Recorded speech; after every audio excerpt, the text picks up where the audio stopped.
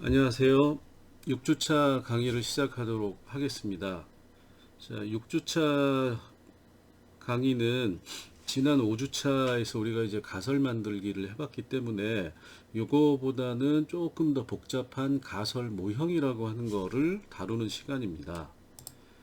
자,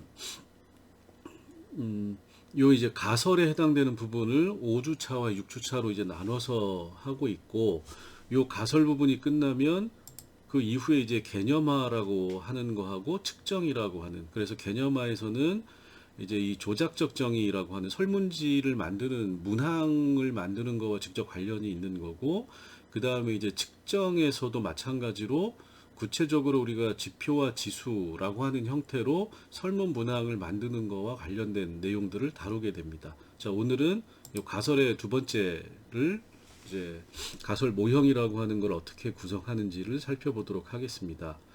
자, 지난 시간에 가설 만들기에서 우리가 가설이라고 하는 거는 우리가 관심이 있는 특정한 주제라고 하는 것, 여기에서는 자, 청년들은 얼마나 행복한가, 대구 시민은 어느 당을 지지할까, 평창올림픽은 직접 가서 보면 재미있었을까. 자, 이와 같이 내가 연구자가, 조사자가 알고 싶어 하는 특정한 주제 영역에 대해서 원인과 결과의 형태로 가설을 만들고 그걸 통해서 현상에 대한 인과관계를 규명하는 것. 요게 이제 조사의 목적이 되는 거죠. 그래서 이런 주제들을 가지고 이런 관심이 있다고 하면 이거에 대해서 어떻게 가설을 만들 수 있을까? 요런 거를 이제 지난 시간에 했었죠. 자, 그러면 오늘은 요걸 가지고 이제 가설 모형을 만드는데, 가설 모형을 만들기 위해서는 우리가 기본 변수와 통제 변수라고 하는 거를 구분해야 됩니다. 자, 기본 변수라고 하는 거는 우리가 이제 가설 만들기 지난 시간에 할 때, 자, 가설이라고 하는 거는 개념과 개념 두 개의 개념으로 구성이 되는데, 앞에 개념은 원인이 되고 뒤에 개념은 결과가 되는 거에 대해서 본인이 미리 어떤 정답을 제시하는 게 가설이다. 그래서 가설은 원인 변수와 결과 변수라고 하는 형태로 제시가 된다. 이렇게 해서 이제 가설을 만들어 봤죠. 자, 오늘 모형 시간에는 이 통제 변수라고 하는 새로운 개념이 등장을 합니다. 이 통제 변수는 기본 가설 모형에 포함되어 있지 않으나 기본 가설 모양에 들어가 있는 원인 변수 또는 결과 변수에 영향을 미치는 제3의 변수를 우리가 통제 변수라고 얘기를 해요. 자, 그래서 이 기본 변수와 통제 변수라고 하는 거를 가지고 우리가 이 가설 모형을 만드는 겁니다. 자, 조금 전에 기본 변수와 통제 변수라고 하는 거를 이제 구분해야 된다라고 말씀을 드렸고, 기본 변수는 독립 변수와 종속 변수다. 그래서 독립 변수는 우리가 가설에서 원인이 되는 변수고, 종속 변수는 가설에서 결과가 되는 변수다. 그래서 가설은 하나의 독립 변수와 하나의 종속 변수, 이렇게 두 개의 개념으로 구성된다. 요거 이제 지난 시간에 했으니까. 자, 그런데 통제 변수라고 하는 거는 우리가 가설을 만들 때는 독립 변수와 종속 변수 두 개의 개념으로만 만들었잖아요. 자, 그러면 가설을 만들어 놓고 그 다음에 설문지를 만들기 전에 또 한 번 생각을 해봐야 된다라는 겁니다. 그건 뭐냐면 요 기본 변수에 해당되는 걸로 우리가 가설을 만들었는데, 그 가설에 영향을 미칠 수 있는, 즉 기본 가설에 들어가 있는 두 개의 변수 이외에 이 가설에 영향을 미칠 수 있는 또 다른 요인이 뭐가 있을 것인가, 요거를 우리가 좀 생각을 해봐야 돼요. 자, 그래서 이 통제 변수에는 일반적으로 선행 변수, 매개 변수, 조절 변수, 외생 변수, 억제 변수라고 하는 5가지를 얘기를 하고, 요 이외에도 학자에 따라서는 다른 변수들을 얘기를 하고 있는데, 일반적으로는 요 5개의 통제 변수를 가장 많이 얘기를 합니다. 자, 그래서 우리가 이제 사회조사 분석사 같은 시험을 보기 위해서는 기본 변수와 통제 변수, 이 여기 나와 있는 7개는 반드시 알아두셔야 되고, 뭐 꼭 사회조사 분석사 시험을 보지 않더라도 우리가 특정한 조사 연구를 한다 했을 때는 이 7가지 변수를 항상 생각하고 문항을 만들어야 됩니다. 자, 그럼 이제 요거에 대해서 이제 하나하나씩 설명을 드리도록 할게요. 자, 기본 가설 모형이라고 하는 거는 우리가 이제 지난 시간에 했던 거죠. 쉽게 얘기하면 기본 가설 모형은 그냥 가설 하나를 얘기를 하는 겁니다. 그래서 독립변수와 종속변수라고 하는 두 개의 변수로 이루어진 가설이 가장 기본적인 가설 모형인 겁니다. 요거는 이제 지난 시간에 우리가 가설 만들기 시간에 했던 그거와 똑같다라고 생각을 하시면 돼요. 자, 그러면 이제 기본 가설 모형이 아니라 우리가 좀 더 복잡하게 이 모형을, 가설에 대한 모형을 설정한다고 하면 이제 통제 변수가 여기에 들어가게 되는 겁니다. 자, 그럼 기본 가설 모형은 독립 변수와 종속 변수인데, 통제 가설 모형이라고 하는 거는 이 독립 변수와 종속 변수가, 자, 인과성이 있다. 가설은 인과성을 가지고 만드는 거죠. 그래서 독립 변수는 원인이 되는 변수고 종속 변수는 결과가 되는 변수다. 그러면 우리가 이 빨간 거 빼고 기본 모형은 원인이 돼서 종속 변수, 즉 특정한 현상이 발생한다. A라고 하는 현상이 시간적으로 선행이 되고 그 다음에 A 변수가 변화하는 거에 따라서 일정한 형태로 종속 변수에 해당되는 현상이 변화한다. 이제 이렇게 우리가 이 기본 모형을 설명을 할 수 있는데, 자, 그러면 이 기본 모형에 사실은 이 두 가지만을 우리는 고려했는데 영향을 주는 또 다른 요인들이 존재할 수 있다라는 겁니다. 그걸 우리가 통틀어서 통제 변수라고 얘기를 해요. 어떻게 보면 영향 요인이라고 하는 거죠. 자, 그래서 이 통제 변수라고 하는 거는 독립 변수와 종속 변수라고 하는 거를 이제 우리가 일정한 구조를 갖는, 시간적으로 선행해서 앞에 오는 게 독립 변수고 시간적으로 후행하면서 영향을 받는 거를 종속 변수라고 하면, 이 통제 변수는 독립 변수와 종속 변수의 앞에, 사이 또는 위, 이런 방식으로 다양하게 위치할 수 있다라는 겁니다. 자, 이게 이제 어떤 의미인지는 조금 바로 뒤에 설명을 하도록 할게요. 그래서 여러분들이 여기서 이제 이해하셔야 되는 거는 기본 모형의 사이에 끼어들어서 독립 변수가 종속 변수에 영향을 미치는 거를 방향을 바꾸거나 영향력을 다르게 하거나, 또는 사실은 둘 사이의 관계가 없는데 있는 것처럼 만들어주는, 그래서 독립 변수와 종속 변수에 영향을 미치는 또 다른 요인들을 통틀어서 우리가 통제 변수라고 한다. 이렇게 이제 이해를 하시면 됩니다. 자, 그러면 우리가 이거에 대해서 기본 변수 설명하기 위해서 경제 성장과 복지 확대라고 하는 거를 가지고 우리가 가설을 만들었다라고 생각을 해봅시다. 자, 이건 무슨 얘기죠? 우리가 경제 성장을 하면 복지가 확대된다라고 하는 가설을 하나 만들었다고 생각을 하면, 자, 그 가설에서 독립 변수는 경제 성장이고 종속 변수는 복지 확대라고 하는 게 되는 거죠. 자, 이렇게 해서 이제 우리가 가설을 만들었으면, 자, 그러면 또 다르게 생각을 해야 되는 게, 이 통제 변수가 여기에 대해서 어떻게 작용을 하느냐.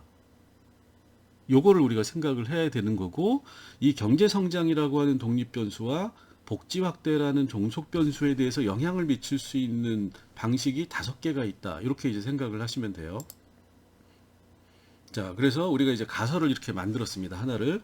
경제가 성장할수록 복지가 확대될 것이다. 그러면 경제가 성장을 한다라고 하는 거는 뭐 성장률을 가지고 우리가 따지면 1% 성장할 수도 있고 100% 성장할 수도 있고 200% 성장을 할 수도 있는 거죠. 복지가 확대된다라고 하는 것도 복지의 수혜를 받는 내용들이 조금일 수도 있고 많을 수도 있는 거죠. 그래서 우리가 경제가 성장할수록 복지가 확대된다라고 얘기하면 많은 사람들이 이거에 대해서 맞는 말이다라고 일단은 생각을 해요.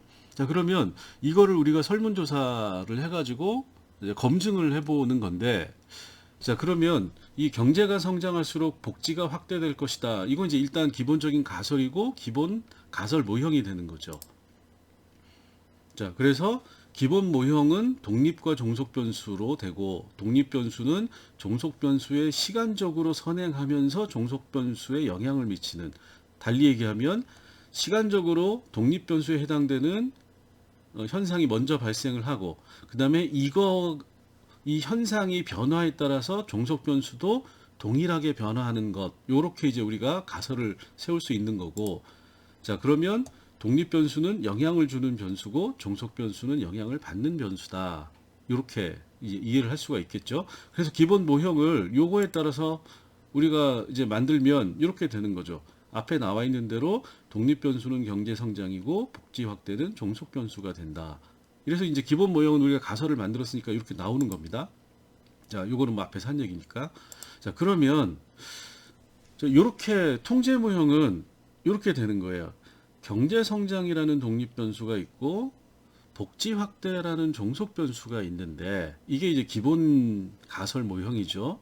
여기에 통제 변수가 다르게 영향을 미칠 수 있다. 그러면 여기에 영향을 미칠 수 있는 거는 첫 번째는 뭐죠? 독립 변수의 어떤 요인이 영향을 미치는 게 있을 수 있고, 그 다음에는 종속 변수에 영향을 미칠 수도 있고, 또는 독립 변수와 종속 변수에 영향을 둘 다 미칠 수가 있는 거죠. 그래서 이제 여기 통제 변수를 이렇게 해놓은 겁니다. 여기 통제 변수 A라고 하는 거를 우리가 얘기를 하면, 자, 이 통제 변수는 경제 성장에 영향을 미쳐요.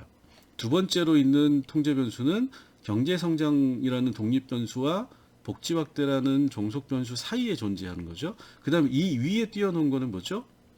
두 개 다 영향을 미칠 수도 있다. 직접적인 요 인과관계 라인에 존재하지 않고 바깥에서 영향을 미친다. 이렇게 생각을 하시면 됩니다. 그래서 이 통제 변수가 이 기본 모형에 있는 독립 변수와 종속 변수의 위치상 어디에 위치하느냐에 따라서 이름을 붙이고 있어요, 우리가. 자, 첫 번째로 선행 변수라고 하는 통제 모형을 살펴봅시다. 자, 여기는 앞에 있는 거죠. 독립 변수, 경제 성장, 종속 변수는 복지 확대. 그래서 우리가 생각하니까 독립 변수, 경제 성장이라고 하는 게 복지 확대에 영향을 미친다라고 생각을 하는데, 가만히 더 생각을 해보면 경제 성장이라고 하는 거는 그냥 경제가 성장을 하는 건 아니잖아요. 그러면 경제 성장에 영향을 미치는 변수가 당연히 있을 수밖에 없다. 그거 뭐죠? 산업화라고 하는 겁니다. 산업화가 되면 경제 성장을 한다. 이렇게 되는 거죠. 자, 그러면 이 산업화를 한다고 복지가 확대되는 건 아니에요. 그럼 어떻게 되죠? 인과관계가 선행 변수로서 우리가 가설을 세웠으니까 기본 모형을 이제 기준으로 해서 독립 변수에 영향을 미치는 또 다른 요인으로 우리가 산업화라고 하는 것을 생각해 볼 수 있다라는 겁니다. 자, 그러면 이게 통제 모형에서 통제 변수로서 어떤 이름을 갖게 되느냐? 독립 변수의 앞에서 독립 변수에 영향을 미치는 거기 때문에 우리가 이거를 선행 변수라고 한다. 자, 그래서 선행 변수는 뭐냐? 독립 변수에 영향을 주는 변수다. 자, 그럼 어떻게 되겠죠? 기본 모형을 만들어 놓고 이 독립 변수에 영향을 주는 요인이 뭐가 있을까라고 해서 산업화라든가 뭐 여러 가지 얘기가 뭐 대외 원조라든가 원조를 많이 받아서 경제 성장을 한다든가 뭐 이런 거가 있으면 이거를 우리가 선행 변수로 생각을 하고 이거를 설문지에 넣어서 또 물어봐야 된다라는 겁니다. 자, 그럼 어떻게 되죠? 설문지의 문항이 늘어나게 되는 거죠. 처음에 우리가 기본 모형만 했을 때 이제 이걸 가지고 가설을 만들었잖아요. 자, 그러면 이거에 대해서 통제 변수로서 선행 변수가 있을 수 있느냐라는 걸 생각해 보고 선행 변수가 있을 수 있다, 있을 수 없는 경우도 있죠. 있을 수 있다. 하나일 수도 있고 여러 개일 수도 있어요. 자, 그러면 그 선행 변수로 작용할 수 있는 영향 요인들을 별도로 조사 항목으로 넣어서 이거를 설문 문항으로 또 만들어줘야 된다라는 겁니다. 그래서 우리가 통제 모형, 통제 변수를 다루는 이유는 설문지를 만드는 데 있어서 가능한 한 기본 모형을 만들고 기본 모형에 영향을 미치는 다양한 다른 요인들을 이 통제 변수라고 하는 형태로 확정을 짓고 그거를 설문지에 추가해야 된다. 이렇게 생각을 하시면 돼요. 자, 그래서 선행 변수는 독립 변수의 앞에 오니까 선행이죠. 그래서 선행 변수입니다. 그래서 독립 변수에만 영향을 주는 변수를 우리가 선행 변수라고 한다. 이렇게 생각을 하시면 되고, 자, 그 다음에는 독립 변수와 종속 변수라고는 똑같은 변수예요. 경제 성장과 복지 확대라고 했는데 경제 성장을 해도 그냥 복지 확대로 이어지지 않을 수가 있다. 뭐가 가만히 생각해 보면 경제 성장을 했는데 민주화가 되면 복지가 확대가 되고 민주화가 되지 않으면 복지 확대가 발생하지 않는다. 이렇게 얘기할 수 있는 거죠. 왜냐하면 경제가 성장한 모든 나라가 복지를 확대하는 건 아니잖아요. 대표적으로 미국은 잘 사는 나라인데 우리가 미국에 대해서는 복지국가라고 얘기하지 않습니다. 자, 그럼 뭐죠? 개인적인 민주화라고 하는 거는 미국이 뭐 나름대로 달성을 했지만 그 민주화라고 하는 사회적인 측면에서의 민주화라고 하는 측면에서는 민주주의를 다르게 이해하고 있기 때문에 복지 확대로 가지 않는다. 이렇게 생각을 할 수가 있는 거죠. 그래서 우리가 독립 변수와 종속 변수의 사이에 위치해서 독립 변수라고 하는 거로부터 영향을 받고, 하지만 이게 반대로 종속 변수에 직접적인 영향을 주는 변수를 매개 변수라고 하는 겁니다. 달리 얘기하면 경제 성장과 복지 확대는 민주화라고 하는 거를 고려하지 않으면 인과관계가 성립되지 않는다라고 보는 거예요. 자, 그래서 독립 변수의 결과이자 종속 변수의 원인이 되는 변수를 우리가 매개 변수라고 얘기를 합니다. 자, 그러면 이거 말고도 예를 들어서 어떤 정당이 집권하느냐에 따라서 경제 성장을 했는데 A라는 정당의 이념이 복지를 싫어하는 정당이면 복지 확대가 안 될 수도 있는 거죠. 그러면 매개 변수로 민주화 이외에도 정당의 성향, 이념 이런 것들이 매개 변수가 될 수 있는 겁니다. 그래서 매개 변수도 굉장히 많은 여러 가지가 될 수 있어요. 그러면 설문지를 만드는 단계에서는 내 가설이 인과성이 있다라고 하는 거를 증명을 해야 되는 거기 때문에 이런 매개 변수라고 하는 거로 우리가 이러저러한 거를 고려해 볼 수 있지만 검증을 해보니까 이 매개 변수가 매개 변수로서 효과가 있으면 의미가 있는 거죠. 자, 그러면 이게 독립 변수, 종속 변수였는데 사실은 복지 확대에 대한 영향을 미치는 거에 대해서 독립 변수가 민주화라는 거를 민주화로 매개가 되어야만 복지 확대로 이어지는 거니까 내가 세운 가설이 잘못됐다고 볼 수 있는 거고, 매개 변수로 민주화를 놓고 분석을 했더니 민주화가 뭐 크게 되거나 말거나 의미가 없더라, 복지 확대에 미치는 영향력이. 그러면 원래 내가 세웠던 기본 모형이 맞다라고 볼 수 있는 겁니다. 자, 그 다음에 이 매개 변수와 조절 변수는 위치는 똑같은데 약간 차이가 있어요. 그 뭐냐면 매개 변수는 그 자체가 복지 확대를 발생시키기도 하고 발생시키지 않는, 즉 종속 변수에 대한 원인으로 나타나는 변수인데, 조절 변수는 효과는 발생시키는다. 효과를 발생시키지 않는 건 아니다. 근데 뭐냐? 발생시키는 정도의 차이를 가져온다라는 겁니다. 자, 경제 성장을 해서 복지 확대가 바로 되는 게 아니라 지리적 위치에 따라서 복지 확대의 정도가 다르게 나타날 때 이걸 우리가 조절 변수라고 얘기를 한다. 그래서 뭐죠? 조절만 한다라는 겁니다. 자, 그래서 여기는 독립 변수와 종속 변수의 관계의 강도 및 방향에 영향을 미치는 거예요. 강도에 영향을 미친다라는 겁니다.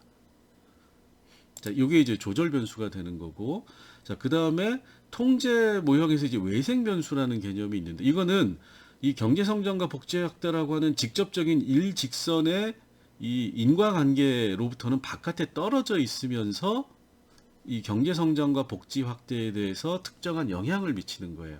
자, 이거는 무슨 얘기냐면 경제 성장과 복지 확대라고 하는 게 나타나는데, 이 교육이라고 하는 별도의, 그러니까 이 국민들이 교육 수준이 높지 않으면 이 효과가 나타나거나 나타나지 않을 수가 있다라는 겁니다. 자, 그래서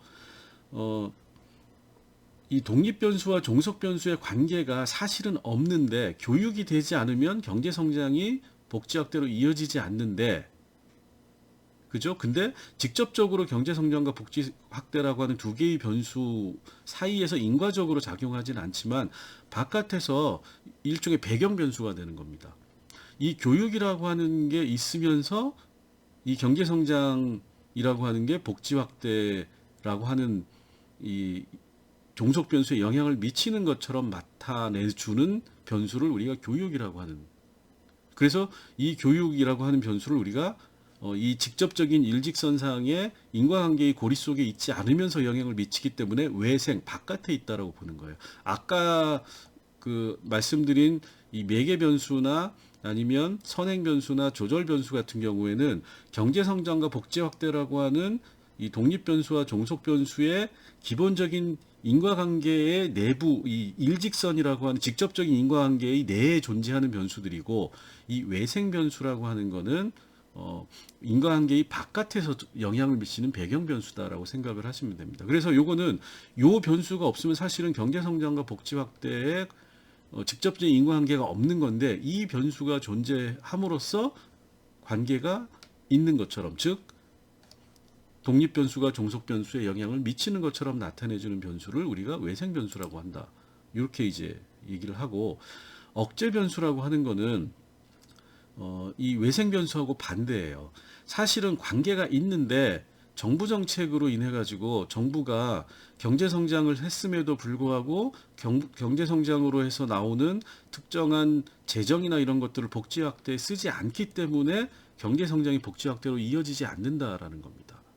근데 사실은 정부 정책을 빼고 나면 경제 성장이 복지 확대로 이어진다. 그래서 관계가 있는데 관계가 없는 것처럼 억제해서 나타나는, 왜곡시키는 변수를 우리가 이 외생 변수와 억제 변수라고 얘기를 한다. 자, 그래서 독립 변수와 종속 변수의 관계가 없는 것처럼 작용하는 변수. 달리 얘기하면 이걸 빼면 사실은 관계가 있는 거다라는 겁니다. 자, 그래서 이렇게 이제 5가지 변수라고 하는 거는 기본적으로 크게 보면 통제 변수도 2가지로 나눌 수 있겠죠.